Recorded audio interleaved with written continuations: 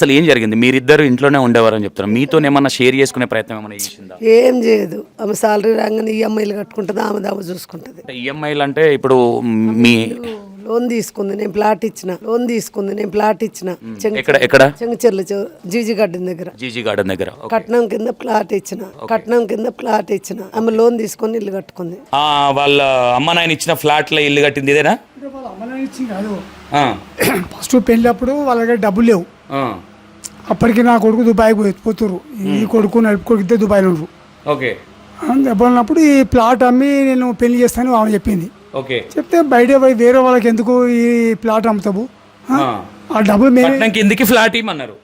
Plot కాదు, ఆమె డబ్బులు లేవు పెళ్లి చేయనీకి, ఖర్చులు కావాలి కదా, ఖర్చుగా డబ్బులు లేవు. ఈ ప్లాట్ అమ్ముకొని ఖర్చు పెట్టుకొని పెళ్లి చేద్దాం అనుకుంది. ఉంటాయి బట్టలు గిట్టలు అవి ఉంటాయి కదా. మేము ఈ ప్లాట్ ఎందుకు అమ్ముకుంటావు, మేమే ఆ ప్లాట్ తీసుకుంటాం, డబ్బులు మేమే ఇస్తాం అని 4 లక్షలు ఇచ్చినాం ఈ ప్లాట్ కొరకు. అప్పట్లో ఎప్పుడు ఇది ఎన్ని ఇయర్స్ బ్యాక్ ఇది మీరు 4 లక్షలకు? 2006 కావచ్చు అనుకుంటా. 2006లో. అప్పట్లో దీనికి అంటే ఎన్ని గజాలు ఉంటుంది ఇది? ఇది 183 గజాలు అనుకుంటా. 183 గజాలు 6 లక్షలకు కొన్నారు అప్పుడు. 4 లక్షలు ఇచ్చేసినాం. గుండుకు 4 లక్షలు ఇచ్చి ఈ ప్లాట్ మాకు ఏదని చెప్పినాం.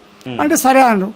అయినాక రీషాప్ పోయినాక ఆయన అంటుంది, సార్ వీళ్ళకి డబ్బులు ఎక్కువనాయి, నేను గిఫ్ట్ చేస్తా అంటే వీళ్ళు సేల్ చేసుకుంటారు అన్నాడు. ఆయన వాళ్ళు ఇష్టం అమ్మా, నీకెందుకు ఆ బాధ, డబ్బులు వాళ్ళుగా. అప్పట్లో 20,000 అయినాయి సార్ అప్పుడు. శుక్రవారం ఆఫీస్ ఉండదు మామూలుగా, ఇంట్లో నుంచి చేయాలి. లాగిన్ 7:30కి. ఆ క్యాబ్ వెళ్ళిపోయింది, బయటకు పోయి వచ్చిన. చాయ్ పెట్టింది, ఇల్లు దూడ్చింది, దీపం పెట్టింది అని ఆఫీస్ పోతున్నా అని తయారైంది. అంటే నువ్వు ఆఫీసు ఇలా లాగిన్ ఇంట్లో నుంచే కదా అంటే పని ఉంది, మీటింగ్ ఉంది అన్నది. కారు తాళం తీసుకొని వెళ్ళిపోయింది. నేను పైన తాళం వేసుకున్నా. ఫస్ట్ కింద కిరాయికున్న వాళ్ళు అడిగా, అమ్మా ఆ రోజు ఏం జరిగింది? అప్పటిదాకా నాకు వీళ్ళు టచ్ లేరు కదా. ఆ రోజు ఏం జరిగిందమ్మా అని అడిగితే, ఆ రోజు ఆ అమ్మ కింద దిగుతున్నప్పుడు మీద తాళం వేయమని చెప్పింది. ఇప్పుడు 4 సంవత్సరాలు ఉంటున్నాం మేము, ఏ రోజు అమ్మ మీద తాళం వేయమని చెప్పలేదు. అక్క నిద్రపోతుంది, బయట తాళం వేయమని చెప్పింది. వెళ్ళిపోయిన తర్వాత ఒక 2 hours తర్వాత పోలీసు వాళ్ళు వచ్చారు. విజయరెడ్డి చనిపోయింది ఇదే ఇల్లా అని.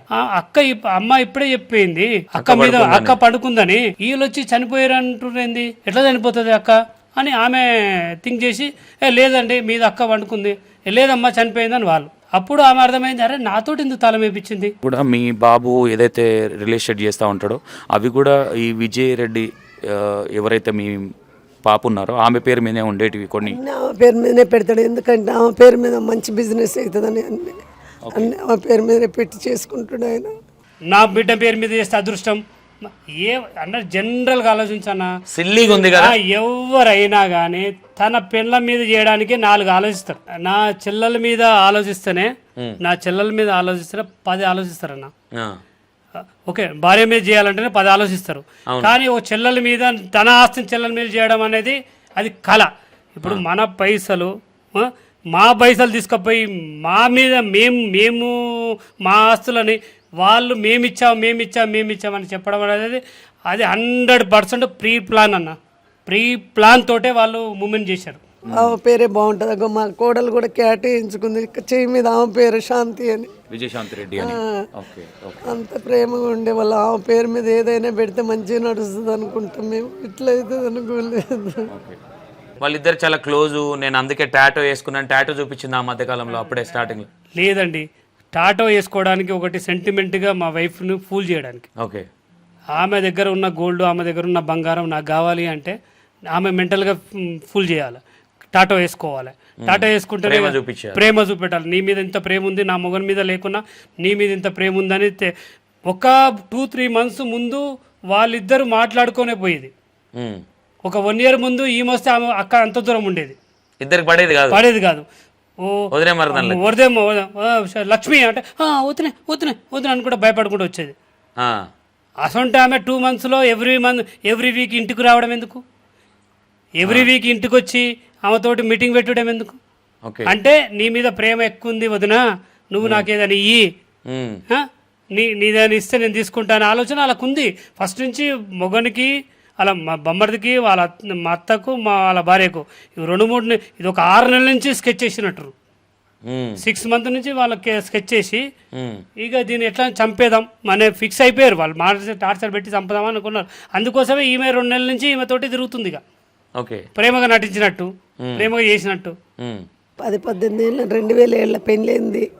8 ఆమె పుట్టింది. 8.5 ఏమట్లా వచ్చారు మా దగ్గరికి.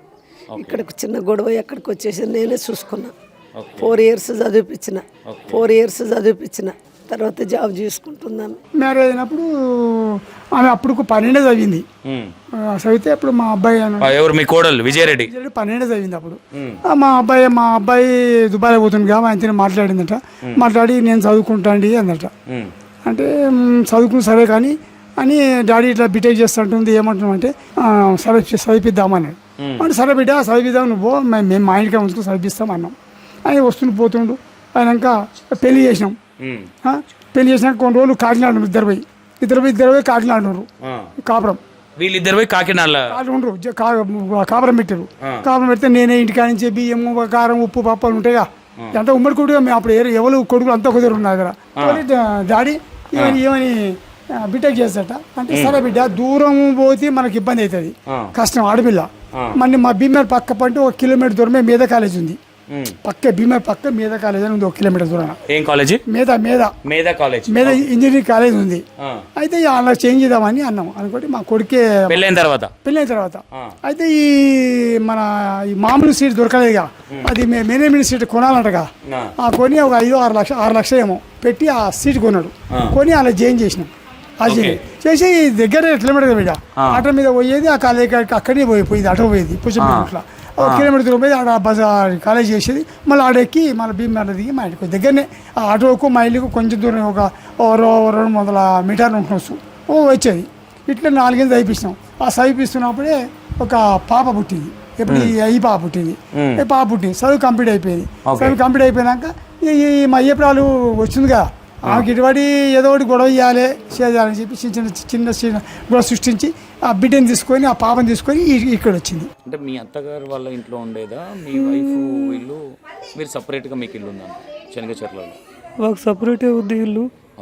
అత్తయ్య శాంతితోటే ఉంటుంది. కేరింగ్ బాగా చూసుకుంటుంది అత్తయ్య. నన్ను గిట్ట కొడుకులాగానే చూసుకుంటుంది. కేరింగ్ బాగా చూసుకుంటుంది అత్తయ్య. నన్ను గిట్ట కొడుకులాగానే చూసుకుంటుంది. మా బొమ్మడు కూడా చాలా బాగా చూసుకుంటాడు. ఫ్యామిలీ మొత్తం ఒకటే అంతా.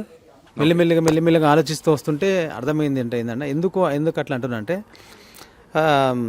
మా సిస్టరు మా వైఫ్తో ఎప్పుడు షేర్ చేసుకునేది, నాతోనే షేర్ చేసుకునేది. కానీ ఈవెంట్స్ అన్నీ మనం ఇప్పుడు ఎగ్జాంపుల్ తీసుకుంటే ఈయన బర్త్డేకి చనిపోవడము, తర్వాత జిఆర్పి పోలీస్ స్టేషన్కి వెళ్ళి డెత్ సర్టిఫికేట్ కోసం అప్లై చేయడానికి వెళ్ళినప్పుడు ఈయన నాకు చెప్పింది ఏంటంటే పాప తర్వాత బాబు తర్వాత ఏం చెప్పినంటే బాబు తర్వాత 11 సంవత్సరాల నుంచి మాకు ఫిజికల్ రిలేషన్షిప్ లేదు అని చెప్పిన. చెప్పగానే అన్నాను అవలగాను మరి నువ్వు అప్పుడే చెప్పేది ఉండే కదా, 11 సంవత్సరాలు ఏం చేసినావు నువ్వు అంటే మరి నువ్వే కదా, నీ వల్లే కదా చనిపోయింది.